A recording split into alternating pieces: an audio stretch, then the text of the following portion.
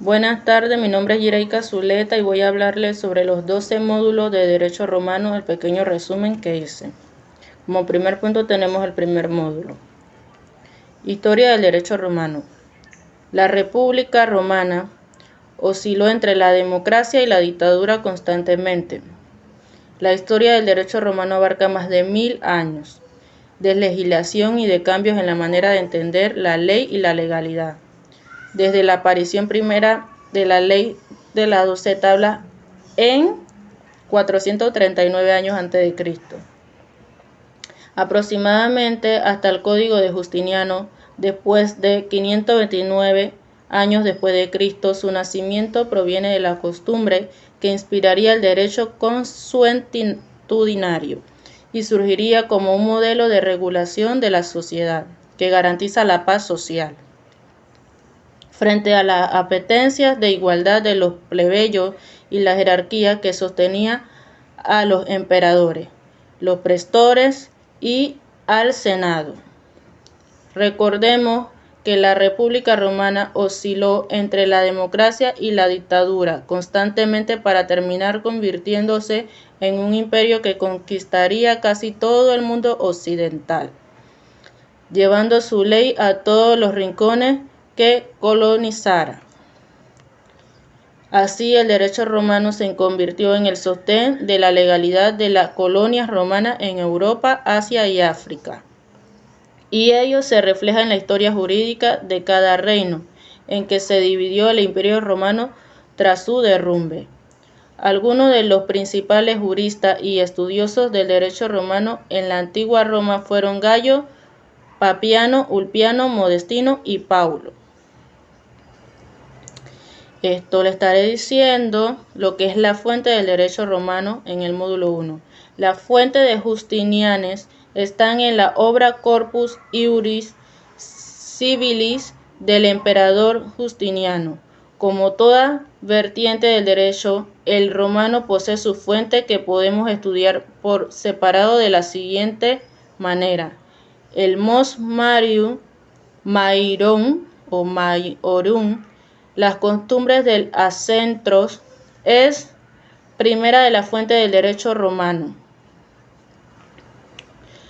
La compone la costumbre de derecho consuetudinario a través de un conjunto de reglas heredadas de la tradición ancestral y en que eran veneradas en la antigua Roma, que eran transmitidas familiarmente y que servían para contraponer lo romano a las tradiciones helenizantes o asiáticas, fuentes justinianas. Módulo 2. Establecer normas que imponen deberes sociales y establecen las bases de la convivencia de la población, reflejan importantes cambios del orden jurídico de la antigua Roma, ser antecedente de la división de poderes y de derecho civil. De la actualidad, el Common Law es el sistema jurídico vigente en la Inglaterra y en la mayoría de los países de tradición anglosajona, pero también da nombre a toda una tradición jurídica o familia del derecho. En sentido estricto, podemos decir que es el sistema jurídico creado en Inglaterra tras la conquista normanda de 1066. Se llamó común, porque pasó a ser el derecho de aplicación general en todo el reino por parte de los tribunales del rey, los cuales seguían un mismo conjunto de principios y reglas jurídicas. En un sentido más amplio se habla de common law para referirse a aquel sistema legal basado primordialmente en las decisiones adoptadas por los tribunales, en contraste con los sistemas del derecho civil o tradición romano-germánica, como el nuestro, donde la ley principal fuente del derecho es la ley. Las características: el common law, término que conviene no traducir si no es estrictamente necesario. Esta forma por un conjunto de normas no escritas y no promulgadas o sancionadas. Un enacted se fundamenta por tanto en el derecho de carácter eminente y jurisprudencial. Módulo 3. Integran este ámbito de derecho público las siguientes ramas: derecho administrativo, derecho constitucional, derecho penal, derecho procesal, derecho laboral y derecho constitucional. Derecho tributario, por otra parte, derecho privado comprende básicamente el derecho civil y el derecho comercial. Mencionaré 4 de ellos. El derecho administrativo es el conjunto de normas jurídicas que regula la organización, funcionamiento y atribuciones de la administración pública en sus relaciones con los particulares y con otras administraciones públicas, personificadas en una diversa de órganos. El derecho constitucional, también denominado derecho político, se ocupa del análisis de las leyes fundamentales. De las leyes fundamentales que definen en estado de esta manera: es materia de estudio todo lo relativo a la forma de Estado, forma de gobierno, derechos fundamentales y la regulación. Derecho penal es el conjunto de normas que recogen los delitos, las penas que el Estado impone a los delincuentes y a las medidas de seguridad, que es el mismo que establece para la prevención de la criminalidad. Derecho procesal es la rama del derecho que tiene por objeto regular la organización y atribuciones de los tribunales de justicia y la actuación de las distintas personas que intervienen en los procesos judiciales. El módulo 4 diferencia entre ius civile, ius natural e ius gestium. Eran clave en derecho romano. Antes de dar una noción de cada uno de ellos, conviene advertir que nuestra fuente del derecho natural no siempre es distinto del derecho de gentes y que algunos textos, en una vez de la tripartición aludida, presentan solo la bipartición de derecho de gentes. Derecho civil. Por otra parte, un determinado sector de la doctrina italiana, encabezado por Perozzi, afirma que los juristas clásicos solo conocían la dicotomía ius gestium, ius civile, sosteniendo que la tricotomía es de origen postclásico. En todo caso, tal advertencia no tiene demasiada relevancia para nuestros fines. Le mencionaré uno de estos: ius naturale. Según Justiniano, el derecho natural es aquel que la naturaleza enseña a todos los seres animados, de donde resultan, por ejemplo, la unión de sexo, la procreación y crianza y educación de los hijos. ¿Qué es el derecho natural? El derecho natural es ese derecho no positivo, pero impreso en el corazón de todos los independencias del tiempo histórico en el que le haya tocado vivir. Módulo 5. La monarquía romana, en latín regum romanum, fue la primera forma de gobierno de la ciudad-estado de Roma, desde el momento legendario de su fundación el 21 de abril del 753 a.C. hasta el final de la monarquía en el 509 a.C., cuando fue expulsado el último rey Tarquinio el Soberbio, instaurándose la República Roma.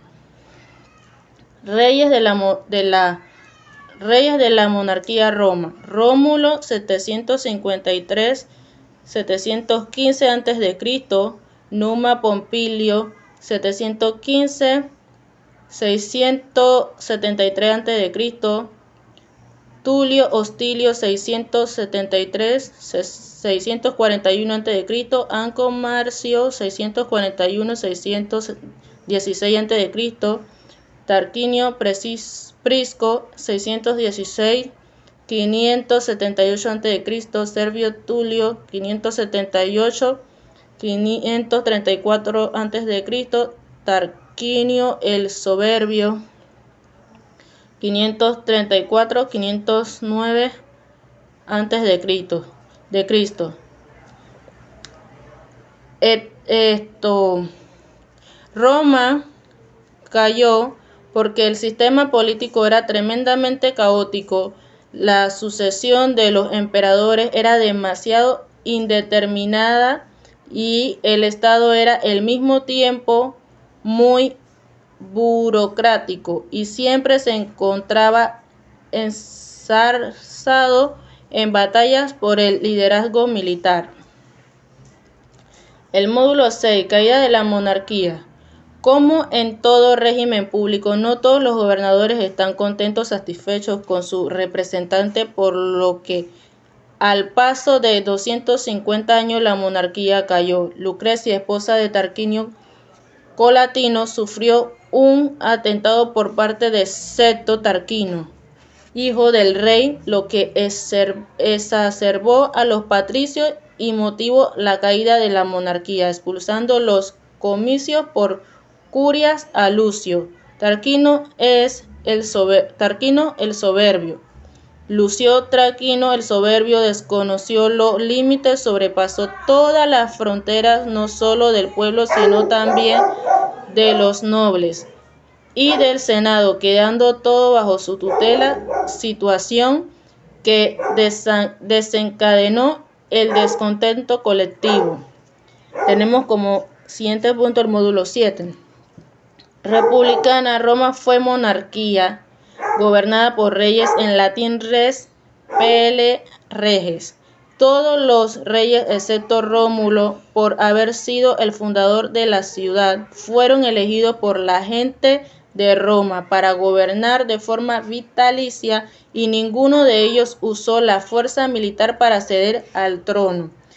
La República Roma, en latín res, República Populi Romani, Roma o Senatus Populuces o Romanus, fue un periodo de la historia de Roma caracterizado por el régimen republicano como forma parte de Estado, que se extiende desde el 509 a.C. La República se implantó en Roma en el año 509 a.C. y se mantuvo hasta la época imperial en el año 27 a.C. En los últimos años de la República estuvieron al cargo dictadores como Julio César. El módulo 8. Ius honorarium. Constituye el derecho surgido de la jurisdicción de los magistrados. Ius praetorium, elaborado por los prestores, cuyo propósito, según Pampiano, es la de ayudar y suplir o corregir al ius civile. Las innovaciones introducidas por los prestores lo fueron sobre todo el ámbito del proceso, cada su función, encauzar controversias litigiosas y a través del edicto, resolución del magistrado en el que se determina cómo discutir un conflicto jurídico. Senados consultos son los acuerdos adoptados por el Senado que adquirieron su mayor protagonismo e importancia como fuentes del derecho en la época del Principado. El procedimiento para la aprobación de un Senado consulto difería del realizado para las leyes en la Asamblea Comisional por centurias, ya que no necesitabas el periodo de previa publicación del proyecto. Este podía ser modificado durante su discusión. Los senadores hablaban por turno según el rango y, terminada la discusión, el Senado consulto era votado, redactado y depositado en el Aerium Saturni.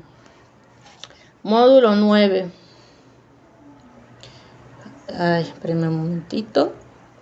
En el año de 527 ascendió al trono imperial el emperador Justiniano, que reinaría hasta su muerte en año 565. Su obra como gobernante se destaca tanto en el ámbito político-militar como en el religioso y en el jurídico. En el primer aspecto pretendió restaurar el antiguo imperio romano, logrando reconquistar algunos de los territorios invadidos por los bárbaros: África, Córcega, Cerdeña, Sicilia, Italia y aparte de la península ibérica, aunque no todos estos territorios lo conservaba durante su largo reinado. Módulo 10.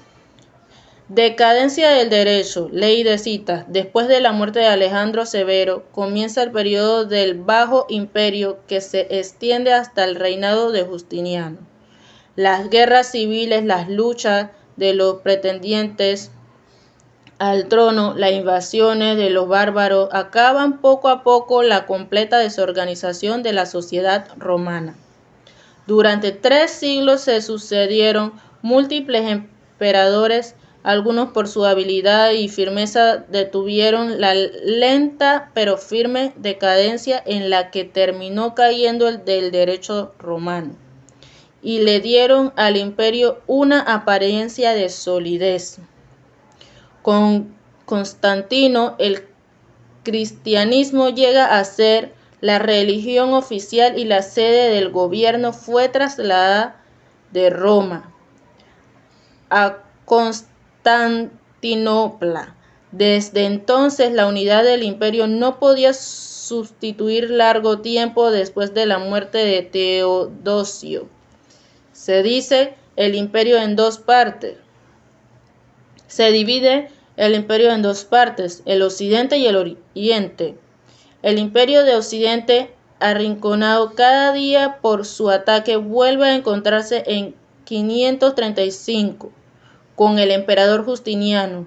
Algunos años de prosperidad gracias al mérito de los generales a cargo del emperador Justiniano. Este reconquista Italia, África y reúne por última vez bajo su dominación la mayor parte de las antiguas posesiones romanas, incluyen parte de Oriente. El módulo 11. Este régimen jurídico dividía a las personas en al menos 3 grupos, cada uno con 2 opciones: A, aquellos que poseían o no su libertad; B, aquellos que poseían o no la ciudadanía romana; C, aquellos que poseían o no el mando en su familia. Cada una de estas situaciones, denominadas estados, representaban la posesión o no de un atributo jurídico, como lo serían la libertad, la ciudadanía, Roma y la familia, pero no son el atributo en sí, sino los efectos jurídicos de su posesión. Estado de libertad, esclavo; hombres libres, libertos, ingenuos; estado de ciudadanía, no ciudadano; peregrino, latino, ciudadano; estado de familia, alieni, iuris y siu iuris, incapaces y capaces. Aquí mencionamos un estado de libertad. En el derecho romano, el estado de libertad es la distribución de las personas de acuerdo a la posesión de su propia corporalidad, siendo un hombre libre aquellos que no tenían más dueño que sí mismo, y esclavos aquellos que no eran dueños de sí mismo. Personas libres, esclavos. Por esta razón, el estado de libertad sería la base sobre la que se construye la personalidad jurídica del individuo y del reconocimiento de cualquier otro derecho. Para los romanos, la libertad, que era la facultad de actuar a la voluntad propia, siendo la distinción básica entre una cosa carecían totalmente de voluntad y una persona. Y por último tenemos el módulo 12. La propiedad en el derecho romano era considerada como un derecho absoluto, exclusivo y perpetuo, para usar y disfrutar y disponer de una cosa en el derecho romano. Además de estas tres características, se fijaron tres elementos, los cuales ius utendi, ius fruendi, ius abutendi. De igual manera, hay que destacar que en sus orígenes las propiedades no estaban vinculadas solo y exclusivamente a la titularidad sobre los fundos, sino también a la familia y especialmente a la figura de pater familias. En la fuente romana hay tres denominaciones técnicas que definen la propiedad. La primera de ellas es el manicipio. Este término procede del latín manu capere, en referencia a la aprehensión material de un bien que llega hasta la época clásica. Indica áreas ramos, como mancipio dare o mancipio accipiere, en referencia a la transmisión o a la adquisición de un bien propiedad. El término manicipio hacía referencia a la potestas que el pater familia ejercía en el ámbito doméstico sobre las personas, cosas que se encontraban bajo su autoridad. Importante destacar que dentro de estas cosas también encontramos a los esclavos, que eran considerados res y que son objetos de transmisión mediante la forma de la mancipatio. Muchas gracias. Esto fue los 12 módulos del resumen. Pasen buenas tardes.